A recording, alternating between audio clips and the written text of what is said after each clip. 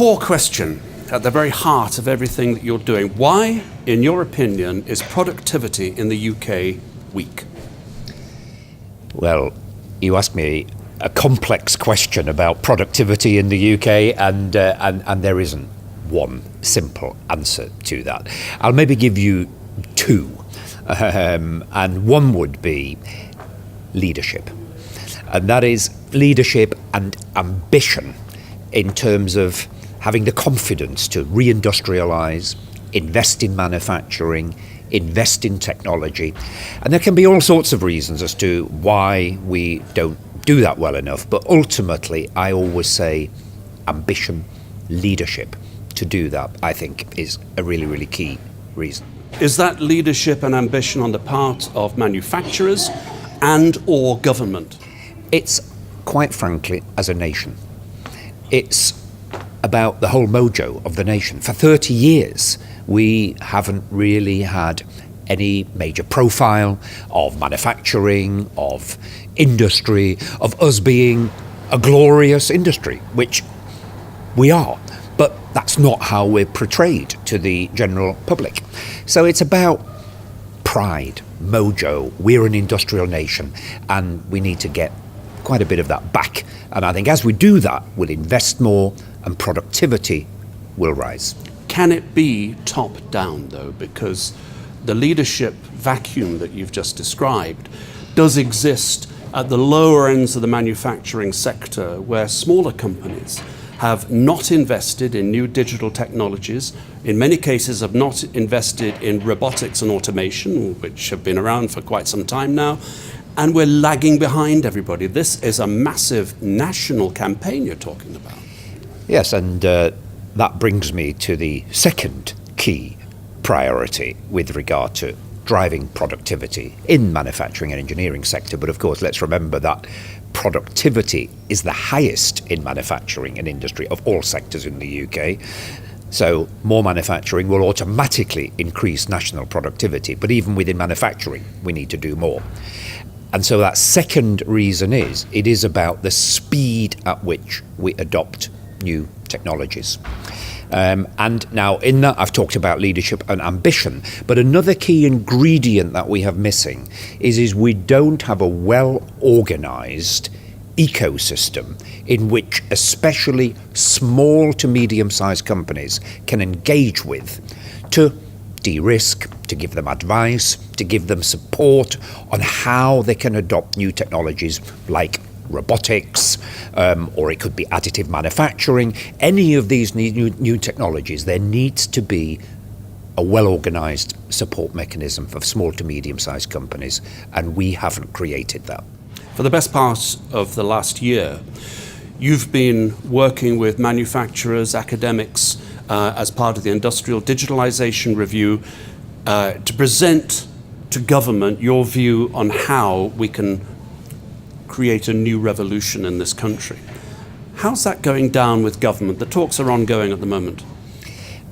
It's going down very well, albeit we need to be clear that the government have set out a green paper, and in that green paper there is an invitation for all sectors and all industries to put forward ideas for creating stronger local industries, and that ranges from creative to life sciences, and the review that I've been working in focuses on actually a cross-sectorial activity which is about digital technologies and really creating a stronger fourth industrial revolution. I see this less about government, you need to do all of this stuff. I see this about it needs to be a partnership. It needs to be a partnership of academia, of industry and government, getting behind a more strategic, long-term focus, including more leadership, more mojo, more messaging, better ecosystems, and some incentives for companies to invest in technology. But it needs to be done as a partnership. And that's where we are, and the conversations are good.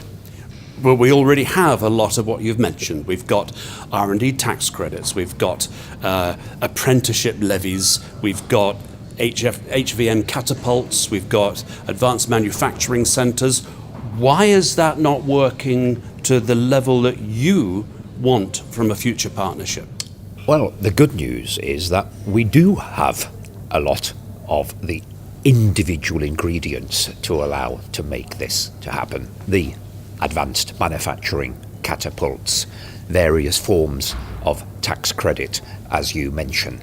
The issue is we don't have it well coordinated, and we don't have it as part of a long-term strategic plan. And we don't have a bit of a campaign behind it to get everybody from industry, from academia, and policymakers and government all working together to really make a huge success of this. It's a bit bits and pieces, all good, but it needs bringing together into a much more major initiative. Are you asking the government to invest any more money? Sure. How much? Well, we at the moment are in negotiation, and in the end the government will have the difficult job of looking at all of the asks that are coming from these sector deals and deciding which are the right priorities to ultimately create the highest value for the British economy. I personally believe that creating a stronger industry, being a stronger part of the Industrial Revolution, will create massive benefit to the British economy, so therefore we need to invest more in it. Now, we're negotiating, so there are no final figures available yet, but partnership of industry working together with government, together, not just government, together, we should be investing hundreds of millions more in R&D support mechanisms. So it's in that sort of order. It isn't the biggest hurdle you've got to face the fact that you're going to government, asking them to help you promote technologies that are going ultimately to mean the loss of tens of thousands of jobs in the future? And for government, that is a big ask. Well, we have looked very carefully within this review of what the challenge is regards to displacing jobs. Absolutely clear. This technology will displace jobs. We've also looked at how many jobs will be created through both the innovation and the faster adoption of these technologies.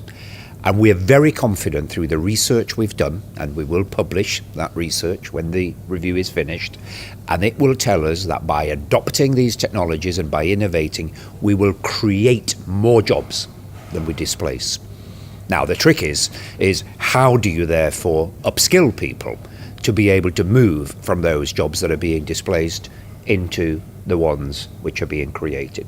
The good news is if we do that in a planned and in an organised way, the new jobs are, generally speaking, higher paid, higher value, higher skilled. So as long as we upskill as we manage this transition towards this new revolution, the outcome is better jobs, better economy, higher taxes. It's good for the economy. In your interim report, you said there is a massive risk involved in standing still and not doing anything. What is that risk?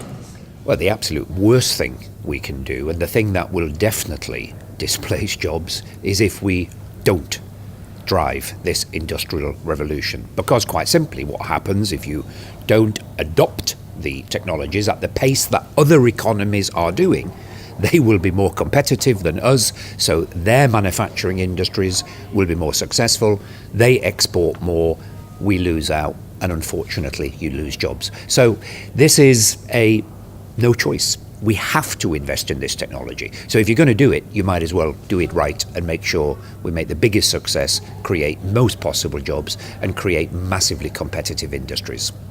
You talked of a campaign. It feels like it's almost throughout society that the manufacturer's message must get through into schools, into families where they have a very old perception of what manufacturing is all about, into universities, and even into the education department, which streams people into academics and not into technical subjects. This is a huge challenge, a huge campaign. Absolutely, it's a huge campaign, and I talked about Britain getting its mojo back, and I do make some comparisons to the second industrial revolution. In the second industrial revolution, there was no question Britain was at the leadership of that revolution, and what was driving it? It was new innovations. In those days, it was about steam, it was about power, it was about beginning to mechanize manufacturing. It was new technologies. And all we're talking about here is we're talking about a fourth revolution. Let's ignore the third one because we didn't do a brilliant job of that. But in the fourth one, it's going to be digital technologies, which are the equivalent of steam and power and mechanization. And if we get that right, we become leaders, we get our mojo back, and the whole nation gets behind it. We create future industries, future well-skilled people to work in them, and that's exactly what we need to do. You talked about power. Energy in this country costs significantly more than it does in competitor economies. Is that another factor? Well, energy costs are, of course, a factor in the overall competitiveness situation. Now, actually, energy doesn't cost any more money in this country than it does in any others. It's just how you choose to distribute it and whether you choose to give certain incentives to certain sectors. And this is the overall part of the industrial strategy. Energy costs, they pretty much are what they are all over the world. It changes slightly. The question is, do we want to give certain incentives to, for example, high-intensive manufacturing industries to give them an opportunity to be able to compete better globally?